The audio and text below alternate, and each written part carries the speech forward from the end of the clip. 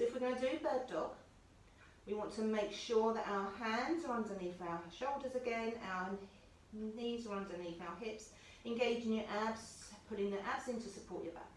Keeping your core nice and stable, we're going to inhale, we're going to lift our right hand and our left leg out. Exhale, place them on the mat. Inhale, left hand, right leg. Keeping that toes flexed, placing the leg down. Inhale, right hand, left leg. Reaching and stretching, placing them back down. Core nice and stable. Inhale, left hand, right.